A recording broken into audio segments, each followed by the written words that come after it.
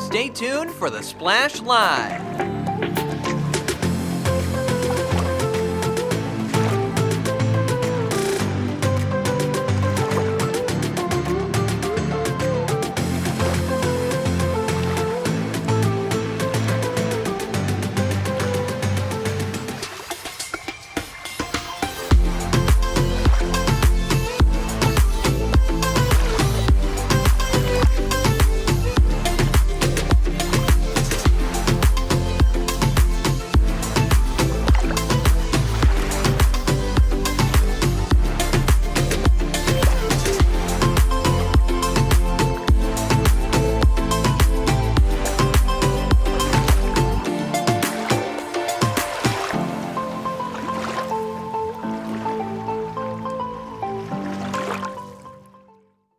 It's time for the Splash Live from Civic Center TV, featuring stories from and about people like you in the Greater West Bloomfield area.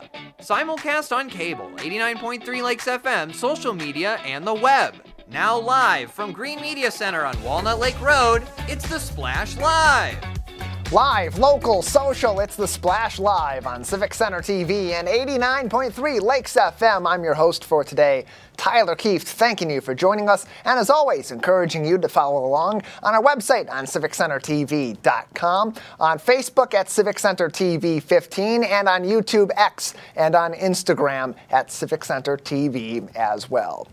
Our top story today is the changing of the guard in West Bloomfield for their local police department. On Friday was the final day at the helm for West Bloomfield Police Chief Michael Patton after nearly 15 years serving as Chief of Police and nearly 40 years working for the West Bloomfield Police Department. He exited on Friday, and a new police chief and deputy chief were also sworn in. But before the new era begins with Chief Dale Young and Deputy Chief Scott Mong, plenty of people got together at Shenandoah Country Club on Friday night to reflect on Chief Patton's impact on the local area and on, of course, our West Bloomfield Police Department. Leaders from across Greater West Bloomfield and around the state spoke about the chief's reputation, both as a leader, but also as someone with a lasting reputation for his heart toward Greater West Bloomfield. When I think about Chief Patton, two words come to mind immediately, and the first one is respect. And within our organization, Chief Patton, or Mike, has huge respect.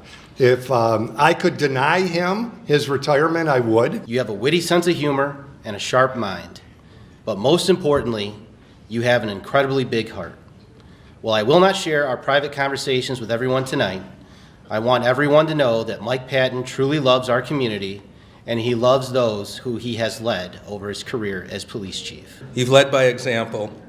We know you've always chosen the path of righteousness, and you've made our department a model for other municipalities. He's one of those people that I've always been able to bounce ideas off of. If we needed something done, Mike is one of those people that we could call. A lot of times you can't tell what's real and what's not in terms of the threats, but you always know that you're going to be okay because of someone like Chief Patton. And when the announcement came that his well-deserved, yes, Louise, well-deserved retirement was coming, we just thought, oh no, now what? Because there was always someone who was on the other side of the phone, who was communicating with us, who had a plan, and who just made you feel good. In addition, people from across Chief Patton's career in West Bloomfield and beyond spoke about him not only as a leader within the police department, but also as a staunch community advocate out in Greater West Bloomfield beyond his day-to-day job as Chief of Police. He often said that being a police officer is the greatest job in the world, and he would have done it for free. I don't doubt that for a second. We have a tremendous community here. I mean, what we do for you, but we could not do it without you. And I think that's very important. I think we've earned very strong community support here in West Bloomfield. And I think that's important. Not all communities have that. You know, we also have, there's a strong relationship with the fire department. Not all communities have that either, do we, Chief? He's not paying attention anymore.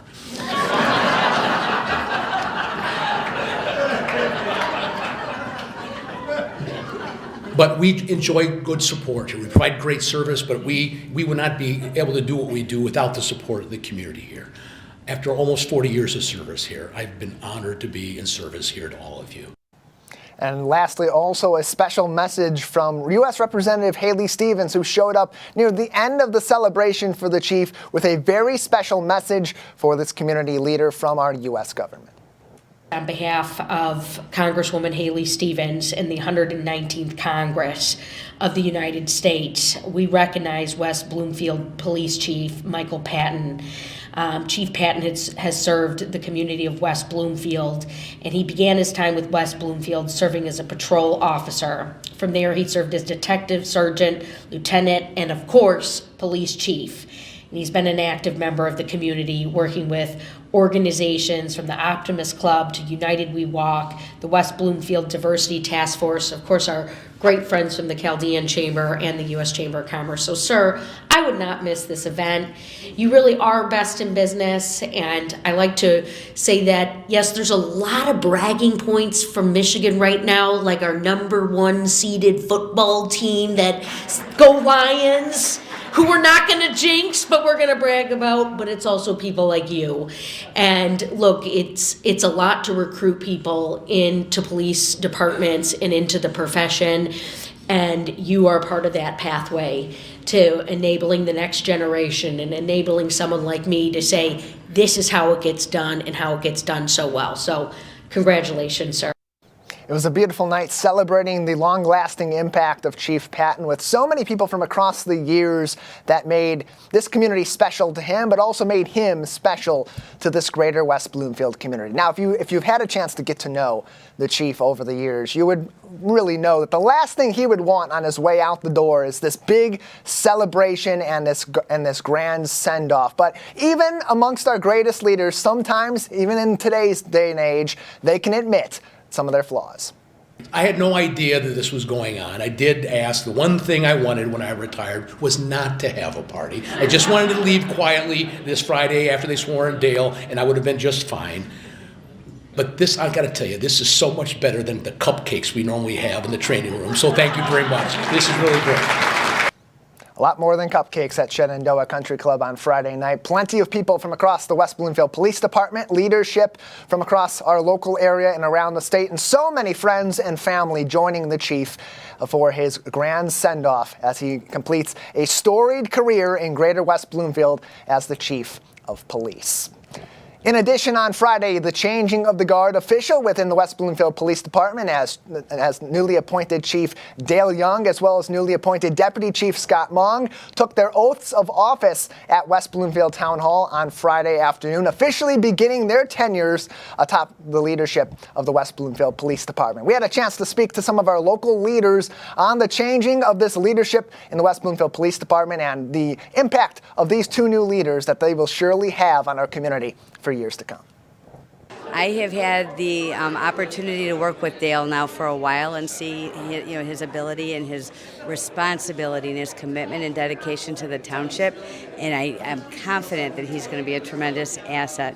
As I said in there was a week when then Chief Patton went out of town and Dale Young was deputy chief, and he was really tested. It was a wild week in West Bloomfield, and he more than met the test. So I think that we made a great choice. I'm excited to work with him, and I'm proud that he's going to be the representative of the township. In many ways, the police chief the police and fire chief are the most visible people in the township, and I am proud to have Dale be the face that people see when they look at West Bloomfield Township. Well, his competence and character cannot be questioned. He's really truly a good person, and I think that he'll serve the department and the township excellent. Well, we have very best wishes for him. The township board made a wise choice in picking him as the new chief of police. He's a lot of great energy, a lot of great ideas, well respected by the team members. So I think moving forward, the township and the police department will be in a really great place. Look, he's always met expectations and exceeded them. And most importantly, as the outgoing chief of police, he was always being the good angel on my shoulder, giving me good advice, making sure that I stayed out of trouble, and I'll always be grateful for that. Obviously, we have had an amazing Chief of Police in Chief Michael Patton. It has been an absolute pleasure and honor to work with him all these years. And when he first started talking about retirement, I was concerned. I'm not going to lie. I was like, how will we ever have a chief that can be anywhere near as great as Chief Patton? But over the last several years, he would bring Dale Young along and be involved in a lot of important decisions and budget matters. And I started to see what Chief saw in Dale Young. And so as time went on and he was deputy chief and involved in a lot of our capital improvement programs and board meetings, I started to understand the depth of Dale Young, and our newly appointed chief, Dale Young, will be a fantastic chief. I'm very confident in his abilities and his integrity, which is the utmost importance in a police chief. Plenty more to come from this big change in Greater West Bloomfield. Newly appointed chiefs and deputy chiefs at the West Bloomfield Police Department. Dale Young beginning his first full week as chief of police, and Scott Mung beginning as the new deputy chief for the West Bloomfield Police Department. More information and updates on the West Bloomfield Police can be found on their Facebook page at West Bloomfield PD. Updates, more information, emergency info, everything you need to know. Facebook at West Bloomfield PD. Beginning his first week as the Chief of Police in Greater West Bloomfield for the West Bloomfield Police Department is Chief Dale Young, who joins us now as he begins a new era in the West Bloomfield Police Department. Chief, thank you so much for being with us today. Good morning, Tyler. How are you? Glad to have you on. Doing fantastic, and congratulations to you as well as to Scott and so many others being elevated in their leadership in the West Bloomfield Police Department. Now that the moment is here, now that you've taken over the gig, what is this like for you? Now that you're now officially in that capacity, taking over, filling those big shoes of Chief Patton.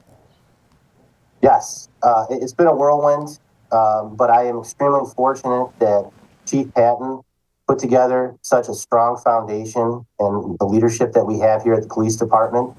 And we're all trying to get ourselves settled right now into our new capacities, and we're ready to start moving forward. So as you made that transition, Friday was the last day for Chief Patton. You were sworn in. Deputy Chief Mung was sworn in. So how do you get that start as the new police chief and start to bring your leadership style into the fold while maintaining the reputation that has been built over many years, many decades, even preceding Chief Patton in West Bloomfield's police department? Yes, it's a tall order for sure, but that's where I start to rely on the team of officers that I have that work for the department. I feed off of their energy, they feed off of mine. And as we start to move forward, we're going to start hitting some of the goals that I'm going to set for them. And it's a pretty big accomplishment, too, for you to be promoted to the chief of police from deputy chief. And it's a big moment, too, for the police department because it's an historic appointment. This is the first time that a chief of police has been elevated from within the department rather than being hired from outside. So speak to that element of your promotion now to the chief of police and what sort of sense of pride, accomplishment, or honor, even beyond that brings to you. Yes, actually, just one thing I wanted to point out to you is just that, so Chief Patton actually was the first one to be hired to police chief within the department. However, I would be the first cadet that has made it from that rank all the way through. But bottom line is that this is a fantastic community. I feel extremely fortunate and humbled to be able to lead the men and women of this police department. And as you pointed out, it has a very rich, strong tradition of strong leadership at the helm. So I don't take that lightly, and I look forward to continuing that pursuit of excellence. Any leader of any organization, whether it's police or it's other public safety, it's government, or even in a business or sport, is always going to give so much of that credit to their team below them or working alongside them in the leadership. As we make this transition to a new police chief and a new deputy chief, speak to the other leadership, the sergeants, the lieutenants, the detectives, and so many others administratively across the department, and their strength of leadership as we also begin a new era for them. Yes, in fact, I couldn't have said it better. The thing I would add, though, is just that within the department, within all the ranks in the department, There's a strong institutional knowledge base. Some people have been here for upwards of 30 years, and we're going to lean on that experience to make sure that we know where we've been so that we can know where we're going to go. West Bloomfield Police Chief Dale Young is with us on the Splash Live, his first full week at the helm as the Chief of Police in West Bloomfield. More information on the West Bloomfield Police Department can be found on their Facebook page at West Bloomfield PD. In addition, you can see the full ceremony of Chief Young taking the oath of office, as well as Deputy Chief Scott Mong, as well on Civic Center TV and on demand on our website, as well as on our YouTube page at Civic Center TV. Chief Young, before we let you go, any lasting message you'd like to give to the community as you begin your tenure as our new Chief of Police in West Bloomfield Township? Yes, I just want the community to know that we are going to continue the same level of excellence in policing services that we were giving you. How we do that may change a little bit over time, but we know that the formula that Chief Patton put together is strong and viable. So if there are slight changes as we move forward, please understand that we know that we are not going to jeopardize your level of service. Well, Chief, we appreciate your time and having you on. Before we let you go, you mentioned, kind of maintaining the momentum that Chief Patton had built over the years and with his advocacy, with the way that he communicated with the community. As you begin this term, what is one thing that you're hoping that you can take away from the mentorship that Chief Patton provided you and continue that reputation during your tenure as our police chief? That'd be community engagement. He was very, very big on community engagement and making himself accessible. And I believe that through those relationships really helped us, in addition to all the men and women that also interact with the public, but certainly from the chief's position, his interaction and his engagement with the community is a great blueprint to follow. That is for sure, and you saw that evident as so much celebration for Chief Patton on his way out, but plenty of congratulations and many happy people across the Greater West Bloomfield area seeing Chief Dale Young taking the helm in West Bloomfield Township at the police department. Chief, thank you so much for your time today. Thank you. Glad to have you on. Chief Dale Young of the West Bloomfield Police Department, his first official interview with Civic Center TV as the Chief of Police for the West Bloomfield Police Department. Again, the full ceremony, you'll hear from Chief Young, you'll hear from Supervisor Warshay, so many other leaders. See the full oath of office being taken. That live program on our website as we speak, civiccentertv.com, and we'll be in regular rotation on our day-to-day broadcast schedule all throughout the week. Definitely encourage you to check that out, as you'll also perhaps be introduced to our new Deputy Chief of Police, Scott Mong, who joins us now as well on the Splash Live. Deputy Chief, congratulations, and thank you for being with us.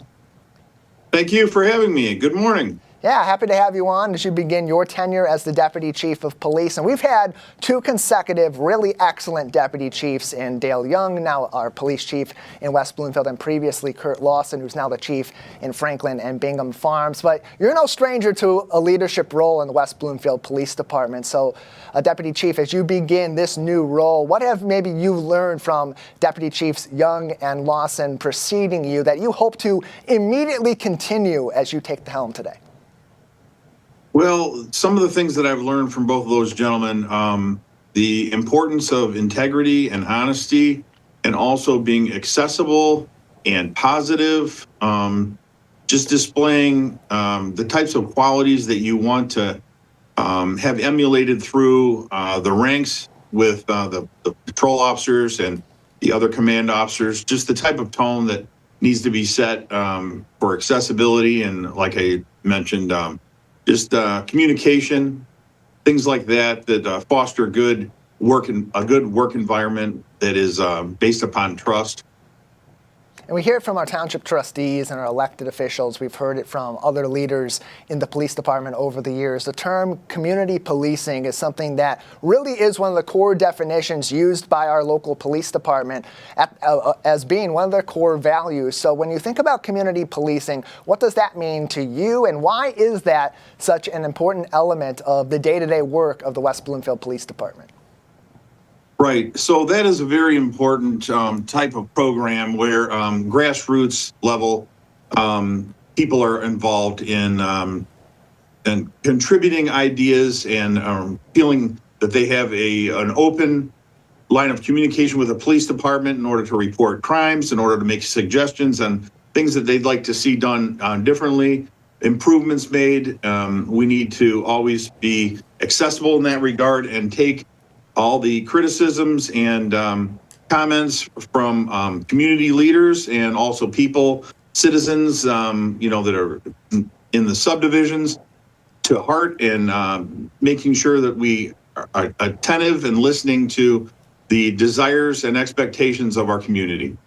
Deputy Chief Scott Mung is with us on the Splash Live, beginning his tenure as the Deputy Chief at the West Bloomfield Police Department. You can find more updates on the police department as well as emergency information all throughout the season and all throughout the year at West Bloomfield PD. Again, that is facebook.com/West Bloomfield PD. And a Deputy Chief, for those that have been around Chief Patton, those who've been around Dale Young over the last couple of years especially, they've gotten to know them really well, but maybe those that are seeing you come into this role haven't gotten to know you so well just yet. So as you begin your tenure as Deputy Chief, I want to talk about what drew you to law enforcement in the first place, and why this is a job that you enjoy doing and a service you enjoy providing to the community. So when I was a young person, when I was in college, I was working over in the Palace of Auburn Hills, which doesn't exist any longer, where the Pistons played their home games. And I met a person over there who was pursuing a degree in criminal justice, who intended to get hired in police work. And that guy had a dramatic effect on me. He was kind of a mentor of sorts, and it really got me interested. The more that I learned about police work and law enforcement, the more I was drawn to it. I felt that my personality and just characteristics that I had inherently would be a good fit. And so I pursued that line of work. I wanted to get into something where I was working with the public, which was I was doing over at the Palace. I was working in food service.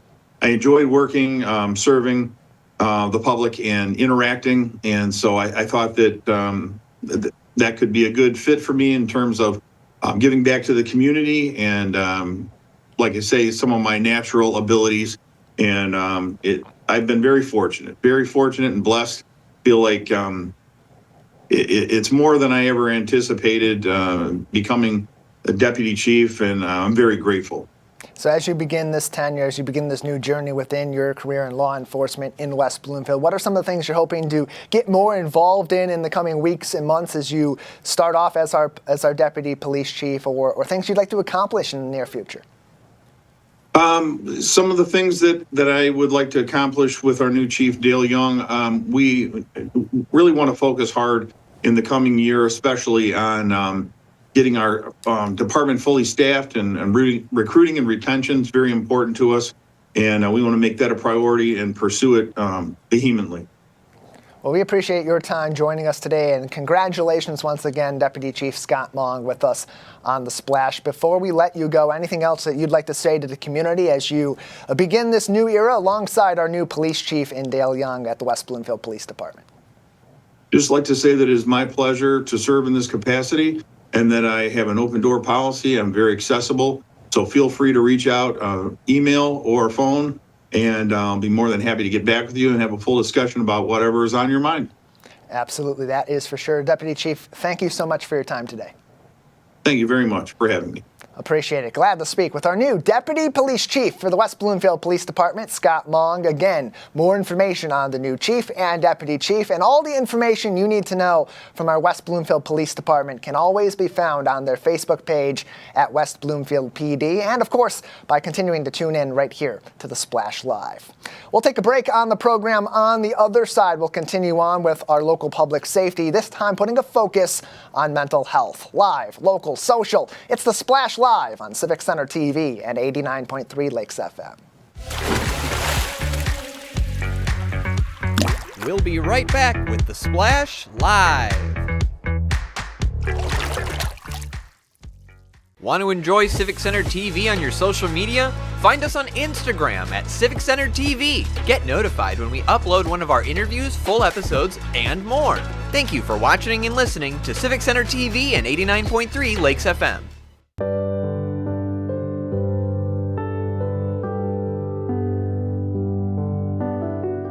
what people are watching in Orchard Lake. Civic Center TV and 89.3 Lakes FM.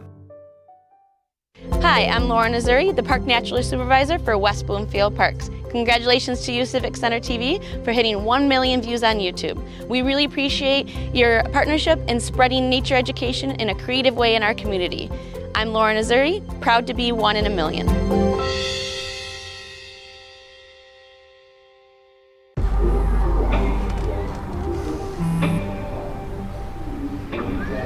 I don't know why you're so sad. You've got a roof over your head. You gotta stop with that depressing stuff.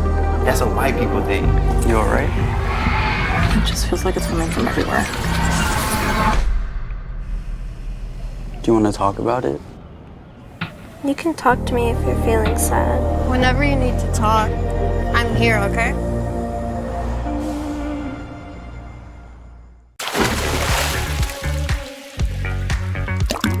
And now, back to The Splash, live. Live, local, social, it's The Splash Live on Civic Center TV and 89.3 Lakes FM. I'm your host for today, Tyler Kieft, thanking you for joining us and reminding you can always find more from Civic Center TV on our website on civiccentertv.com, and follow us for even more information and updates across our community on Facebook at Civic Center TV 15, as well as on X, Instagram, and of course subscribing for free to our YouTube channel at Civic Center TV. We'll put a focus now on our public safety as we continue to advocate for the great work being done across all sectors of our public safety, including the West Bloomfield Fire Department. Joining us for more information is our West Bloomfield Fire Chief, Greg Flynn. Thank you so much for being with us today, Chief. Good morning, Tyler. Happy to have you on to talk about a number of topics. Chief, among them right now, the biggest story arguably in the world is the tragedy that's going on the West Coast in California, specifically around Los Angeles and the Pacific Palisades with wildfires burning through tens of thousands of acres, hundreds of different wildfires. And so far as of now, the state of California reporting about 12,300 structures and more have been destroyed. We know that people from Greater West Bloomfield, they may snowbird out in California. Many people from our community have since moved out to California, maybe people's kids. So as this emergency is ongoing and as there's a variety of different calls from local fire departments out in the vicinity of these fires, what's your message for people related to Greater West Bloomfield that may be around those fires or related to those fires in terms of their need to heed the warnings being provided by their local departments? This is a complex discussion, Tyler. You know, the wildland-urban interface, the WUI as it's referred to in the industry, is complex. You know, as people want to live and build into nature, it comes with inherent risks. And this is something that the fire service has discussed for decades and understand the potential and the risk, but you have to balance that within communities and where people want to live. So that is the challenge for government officials. To your point of your question, when the incident starts to unfold like this and warnings and evacuations are being posted, it's so important to follow those. There's methods, behind the plan that is being enacted by those local officials, those emergency managers. And while it may not always make sense to the resident, it may not always make sense to the person being asked to evacuate, there's purpose behind it. And it's best to follow through with those. And where we can all help is supporting those that are displaced.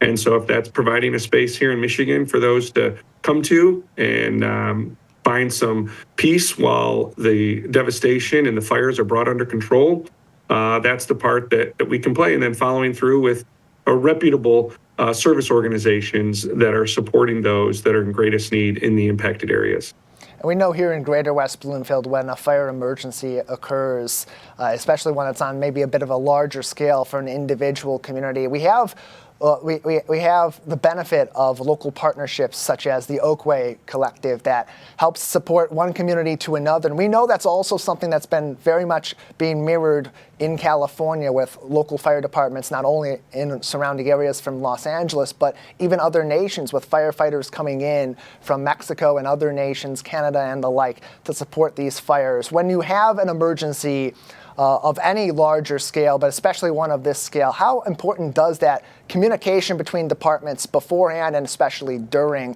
and then having that partnership to fight something that's this devastating, how important is that to those fire departments and those individual firefighters as well?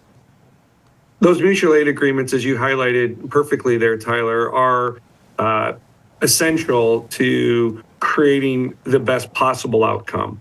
Having a conversation with a colleague yesterday, I found it, when they asked, what are your thoughts on this? I don't know that many people can have well-informed thoughts on the scale of what is happening in California, about the interface, the terrain, the resource allocations that are so massive and needed in so many places simultaneously that anyone could have predicted, let alone planned for such a massive scaled response. But the best outcomes, which may not always align with what everybody wants, but what are achievable, are bringing in those resources, like you said, from other countries, from surrounding areas, because at this, well into this incident now, you're into what are called operational periods. These firefighters, these emergency responders at all different levels aren't able to operate for 36, hours, 72 hours straight. So you are now into cycling resources through, you're into rest periods, again, food and water and all of the support that goes with those teams that are, on the front line is complex. And so there's a whole nother team of people that are coordinating those efforts, and a big part of that are those mutual aid agreements that you spoke of and pre-planning that. And Chief, we know that you travel the nation speaking to other police chiefs and having these open dialogues, not just in Michigan, but across the U.S. as our public safety leaders look into these sorts of issues and look into other ways to advance firefighting and paramedic care and so much more for our local fire departments across the nation. Do you have any message for your friends and your colleagues out in California who are fighting these fires at this moment from their friends here in the West Bloomfield Fire Department? Well, to know that we, and this is difficult because, the kind of cliche thing is that we're supportive and all that. And I think that goes without saying. I think that there is a camaraderie, a bond that goes across state lines for the job that first responders and fire and law enforcement and EMS, that we stand with empathy and understanding of the difficult job that they have before them. We would, I think, love to do more, but there are logistics and technicalities and strategies. These are fortunate things that while we have wildland fires here in Michigan, they are not to the scale that you have in a California. So we do send our support in the sense of the mission that they're trying to accomplish, but also with an understanding that there is a long road ahead. And really what they need are boots on the ground. And I believe that those things are coming, but those wins, Tyler, I don't think people can fully fathom how much wind plays a role in firefighting. And that applies here. You take a structure fire in West Bloomfield on lakefront where we have unobstructed wind coming across the water, and that firefight is drastically different than a fire in a subdivision that is heavily treed and the wind is not as much of a factor. So all of those things, they play a role, and California supplies many of those challenges based on terrain and climate and so on. And we send our support also to those in California who are affected by these fires, certainly those first responders who are putting their lives on the line and are going above and beyond what is called of them in order to respond to this drastic emergency affecting one of the largest populated areas in the entire country. We continue to think of them, and we continue to be, as Chief Flynn said, so supportive of the work that they're doing, never really truly being able to understand understand just how much they are putting into that to sacrifice for the people of Los Angeles and the surrounding areas, and we thank them so much. Chief, we want to talk to you about mental health in the rank and file of the West Bloomfield Fire Department. You will be, and beyond, you'll be speaking soon at Michigan's largest suicide prevention forum alongside the organization Kevin Song. That will be happening in late January. Your presentation will be called Supporting Lives Worth Living in the First Responder Community. This is a topic that we know you are very much an advocate for, building mental health apparatus and systems within the rank and file of the fire department to support our firefighters. Give us a little bit of a preview about what you'll be presenting to Kevin Song later on this month. The real foundation of understanding that the work that those in public safety do is worth doing. It's valuable work. It's work that we need talented individuals to recognize the benefits and the fulfillment that can come to value living into your values of service and caring for others, and public safety careers provide that.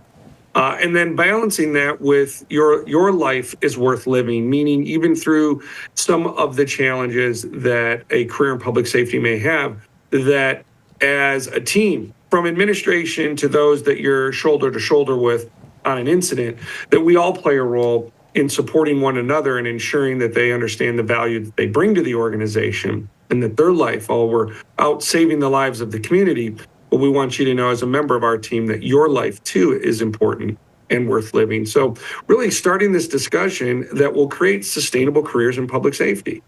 There's so much of an emphasis, maybe at times, and we'll discuss this, we'll poke at this a little bit carefully and respectfully in the presentation, but maybe if we're putting too much focus on this smaller percentage of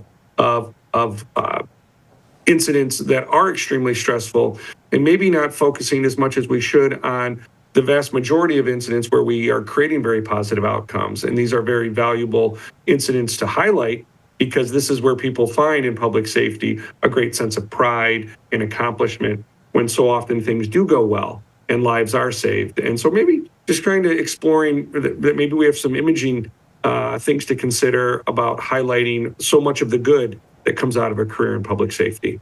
And we know that this is a career that is so variable. Different things happen on one day versus another, 1 week versus another. You never know when something's going to come up that may be a little bit more intensive for our firefighters and our paramedics. So how important has it been for you as a leader to establish those systems of support within your fire department to be able to have the mental health care that is so necessary to, as you said, creating a department that is welcoming but also is going to help people want to continue with their careers and be supportive of their careers as a firefighter and paramedic or more? Well, it definitely isn't one individual, and it's surely not the fire chief or the chief of any organization that is really dictating those outcomes. It would be much way too easy to simply say, write a memo, write a policy, and everybody will, their mental fitness will be much stronger. So understanding in an organization that the leader of the organization may be able to allocate resources, sign agreements with mental health professionals, create a peer support team, those things are important, as you said, a support system.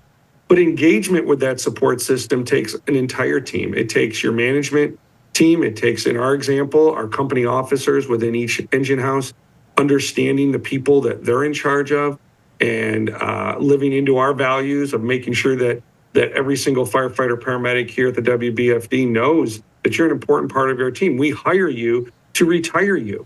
This isn't a temporary thing. We're investing in you throughout your career. So while we want you to be physically fit, and we want you to be financially sound, providing you a fair wage and benefits for the services that you provide to the community, we also need you to be emotionally fit so that while some of those difficult calls that we talked about earlier, Tyler, we don't want those to stack up.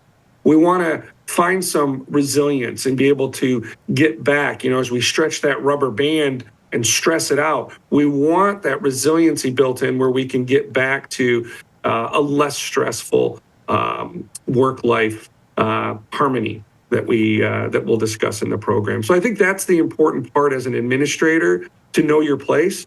These things aren't the boss's ideas. They're not the boss's initiatives. They're the collective, the organization. And that talks about culture and the shared values of an organization. And I think that's really going to be an important piece of the conversation on January 26th at the Kevin Song Conference. Yeah, it's a system of support. You got to have that protocol in place that allows for people to not only be vulnerable enough to open up about what they may be feeling on the job, but also to have other people within their firehouse or within the department or within the community that they can feel confident in speaking to about those issues and know that it's going to be at least addressed and at least you'll be shown some empathy and support. And so as we think about this within our own fire department, what have you seen since these policies have been put in place and these systems of support have been up and running? How has it improved the quality of work, but also more importantly, the quality of life of our firefighters and paramedics in West Bloomfield?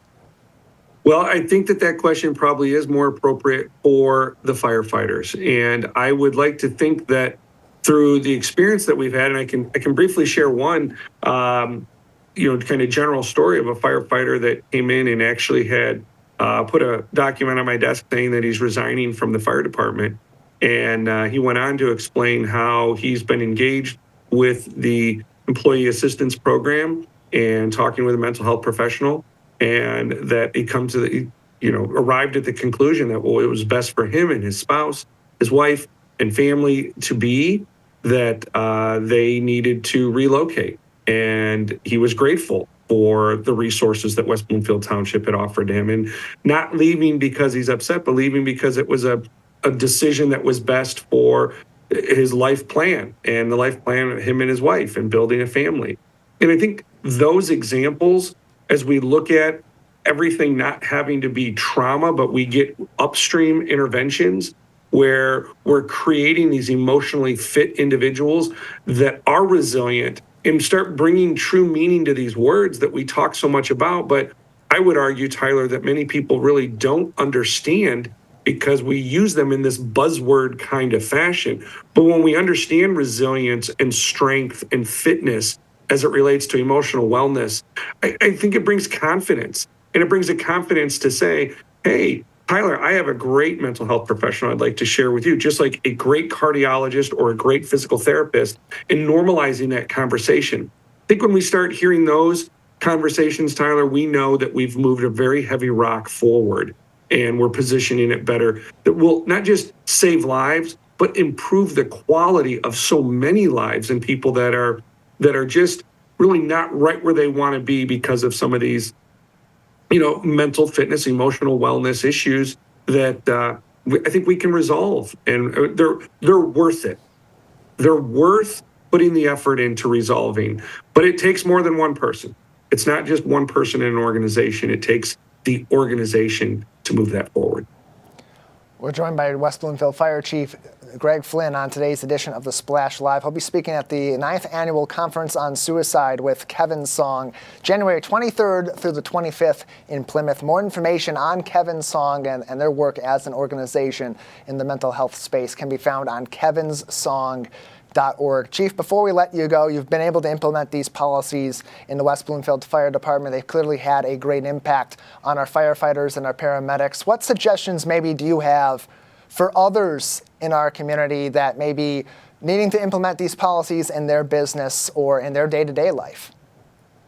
There are areas, Tyler, that I think most business owners may think this is an area that's too personal and I need to respect the privacy that goes along with emotional health or emotional fitness type issues. And I would encourage them to have an open dialogue with their team. What does the team expect? So instead of assuming that you know what your employees want you to do, ask the question, do you want to have more discussions about this? Do you want to normalize the discussion about emotional health and wellness and discussion about suicide? Tyler, we know that it's the 10th or 11th leading cause of death in the United States, and it has been for decades. So to not talk about it, we can all rally behind the firefighters' stair climb and lung and heart health and give donations and raise money, and it's a very public event. But yet we struggle when it's the suicide walk prevention and finding the excitement about that. We have to get excited about emotional health and wellness fitness.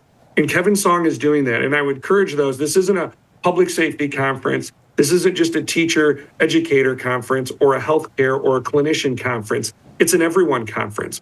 And what's great about that is it brings all of these stakeholders together in one place in Plymouth and allows this network to become much tighter, a tighter fabric across our communities. And that will create a safer community and an emotionally supportive community. And that's really what we're all aiming for. And I appreciate, again, the conversation yet again on the splash that helps to normalize the conversations around emotional health and wellness. That's what this is all about, expanding those systems of support within our local fire department, but even more importantly, across our community and across southeastern Michigan. Chief Flynn, thank you so much for your time once again. You bet. More information from the West Bloomfield Fire Department can be found on their Facebook page at WB Fire Department. The Kevin Song 9th Annual Conference is January 23rd through the 25th in Plymouth. More information on that can be found on their website at kevinsong.org. We'll take a break on the Splash Live. Plenty more coming up from across Greater West Bloomfield. Live, local, social. It's the Splash Live on Civic Center TV and 89.3 Lakes FM. We'll be right back with the Splash Live.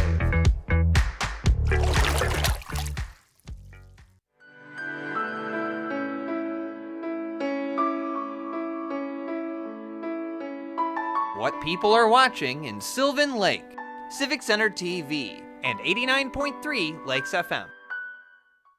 Hi, I'm Chris Fry, Park Superintendent, West Bloomfield Parks. Congratulations, Civic Center TV, on 1 million views on YouTube.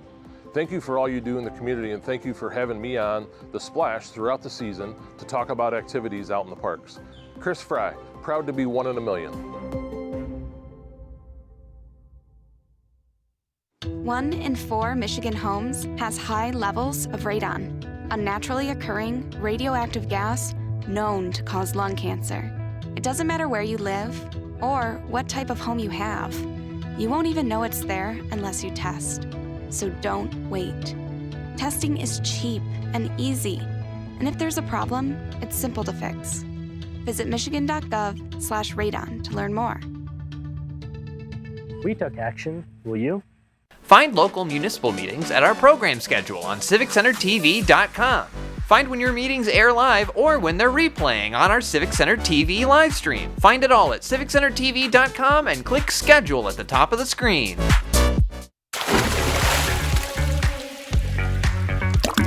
And now, back to the Splash, live. Live, local, social, it's the Splash Live on Civic Center TV and 89.3 Lakes FM. I'm Tyler Kieft, thanking you for joining us to explore all that's going on in West Bloomfield, Keego Harbor, Orchard Lake Village, and of course, Sylvan Lake all throughout your week. You can always keep up to date on the latest from throughout our community on civiccentertv.com. Not only the Splash Live, but local municipal meetings, some fun, exciting upcoming events like the Greater West Bloomfield Chamber of Commerce installation of board officers. United We Walk will have our coverage of that on our website as well after that happens on Sunday this week. And we just had the oath of office for our new West Bloomfield Police Chief and Deputy Police Chief available on demand as we speak. CivicCenterTV.com. And of course, follow us across our social media, Facebook at Civic Center TV 15, as well as on X, Instagram, and of course on YouTube at Civic Center TV.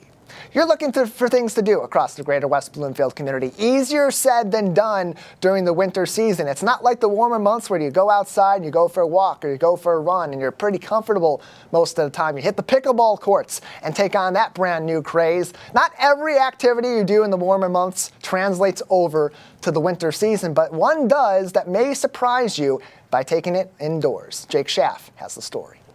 With the snow falling and the temperatures dropping, Michigan winter is here, and a lot of fun outdoor sports have had to take a back seat for the season, or in some cases have had to be relocated. and pickleball is no exception. Many indoor outlets and leagues have begun to pop up for one of America's favorite pastimes, and the Detroit Pickleball League has found a great home here at the Sports Club of West Bloomfield. The environment may be different, but as the players will tell you themselves, it's the same old ball game. So this is the second year of the Detroit Pickleball League. I was part of the inaugural season last year, and it was an absolute blast. So I'm back here doing it again, and anytime I get a chance to play, whether it be a league or for fun, I'm all about it whenever my schedule allows. I think it's fantastic. I play pickleball sometimes twice a day, but every day, and there's not a pickleball court that I haven't played on. I go everywhere, so I love it. What would you say are some of the biggest differences from playing it outdoors as opposed to playing indoors as you are right now? Oh, well, there's a lot of differences. First of all, outside you have to deal with the wind. That's the biggest thing. But once you get used to playing in the wind, it's kind of fun. Obviously, with inside, you've got deals with room, if you can get around, if you can serve comfortably. Sometimes lighting is not great inside, but of course, you have good weather inside all the time, so you can play anytime. I like it because you don't have to worry about the sun in your eyes, don't have to worry about putting sunblock on and all that good stuff. Or if it's raining, sometimes I've had so many plans ruined because of the rain when I play outdoors.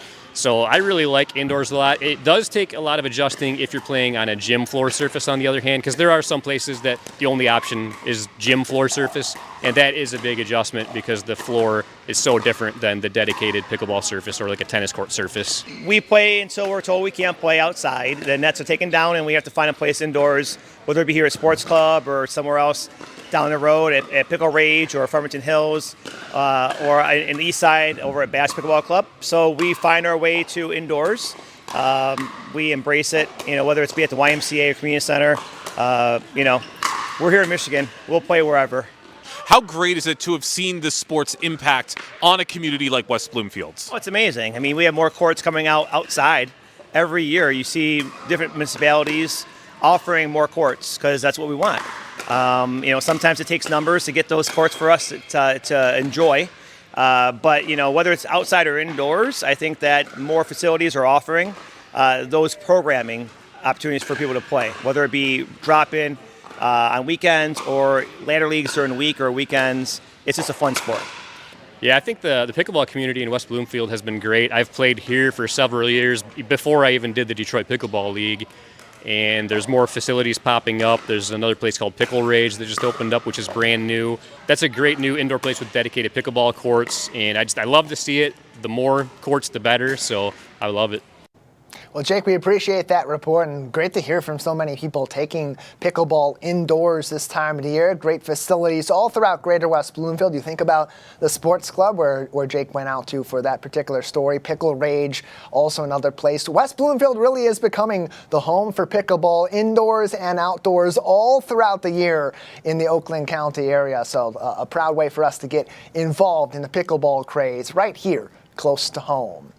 Also close to home this time of the year, snow, and we've seen a lot of it lately. I don't know about you, but driving into Civic Center TV today, not the most fun experience. Driving out of here on Friday last week, not the most fun experience. So maybe if you have to go out today or you have some things to get done, you may not want to go out and drive yourself. But there are plenty of resources that are available through Oakland County, including the Western Oakland Transportation Authority, or WOTA, who has recently expanded their service to 7 days a week. Joining us now from the Western Oakland Transportation Authority for more information is Kim Viner. Kim, thank you so much for being with us.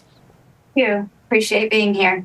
Yeah, glad to have you on to talk about this because it's a massive expansion of the Western Oakland Transportation Authority, now available 7 days a week. So take us through that decision to expand this to be every single day of the week that people across our county, and particularly in this coverage area in Western Oakland County, can get access to this transportation. Well, as you and I both know, our lives don't end just because transportation isn't there. So we originally were running Monday through Friday, and we expanded those hours in the beginning of 2023 to expand to 6 a.m. to 10 p.m. Monday through Friday. Later on in the year, we expanded into Saturdays. for several of our communities. By the beginning of 2024, we were in all of our communities for Saturday travel from 8 a.m. to 4 p.m. And we started a pilot program in a couple of our communities on Sundays to see what kind of turnout we would have. And we've had great turnout, and a lot of our other communities have been asking that we expand into them. So starting 2025, we have expanded into Sunday hours. We are open 7:30 a.m. to 3:30 p.m. We've been taking a lot of people to church, lunches afterwards. We have some workers. Even medical testing can be done on some Sundays at a lot of places. So we provide this service to 12 communities, which are Highland, White Lake, Waterford, Rose, Holly Township, Holly Village, Groveland, Walled Lake, Sylvan Lake, Orchard Lake, Lake Angeles, and Kego Harbor. Yeah, and so that's 3 of the 4 communities that make up Greater West Bloomfield as it is, but that's a massive part also, those 12 others, you're talking about 12 in total that this covers. So who is this service available to in particular? Well, that's another thing that we opened up this past year, or in 2024, is prior to we were mostly open to elderly and disabled, low income, and veterans, but we are now open to anyone 18 and up. It doesn't matter what your status is, if you have a disability or not, if you're a veteran, as long as you're 18 and up and you live in one of those communities, we are providing transportation. Our transportation is $2 each stop. We pick you up at your home, either door to door or curb to curb, depending on if we can access up your driveway or not. And then we take you to the door of wherever you're going to as well. 7 days a week for anybody 18 years of age and up. More information can be found on ridewoda.org. That's ride, WOTA.org, the Western Oakland Transportation Authority, serving here in Greater West Bloomfield, Orchard Lake, Sylvan Lake, and Kego Harbor, our beloved Tri-Cities. Kim Woda is the director of the Western Oakland Transportation Authority and joins us today on the Splash Live as they are now expanding to 7 days a week of service. So let's go through a little bit of how this works. Somebody 18 years or up, they're a resident of one of the qualifying communities for this service. How do they ultimately get that ride to their front door and from A to Z, wherever they're going across our community? So they need to call at least 2 days in advance. We are working on getting more vehicles on the road. We have to hire more drivers in order to get those vehicles on the road. So we are limited as to how many people we can take, but currently we're transporting about 400 people a day. So it's quite a large number, considering that in 2020, we were transporting maybe 100 people a day.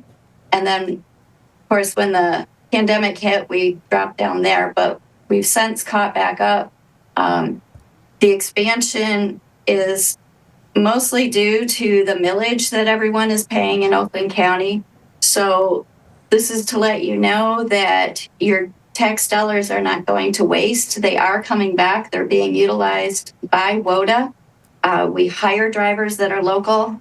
So we're putting money back into the economy that way. We sponsor different sort of senior and community events. Of course, we've been buying vehicles so that we can hire more people to put more vehicles on the road. Last year alone, we brought about 85% of all the tax dollars that our communities paid in back into our community. So it's made a major difference for us and also for the people out there. Last year, we also ended the year with 79,685 rides, which is up from the 50,000 from 2023. And we know, Kim, that transportation is something that's vital to the community, because for those that are able to drive, and we live in a vehicle-centric society here in the United States, for those that are able to drive, they may take it for granted that they can get to from A to Z so easily, from point A to point B. But for those that don't have their own personal vehicle, this is getting them to, like you said, medical appointments, getting them to jobs, and especially we think about those that have disabilities, whether they're physical or they're cognitive or both, or some variation. This is also really critical for them. So what is the accessibility like for your load of vehicles as they're picking people up that may have disabilities in our community? So out of our 58 vehicles, 57 of them are ADA compliant.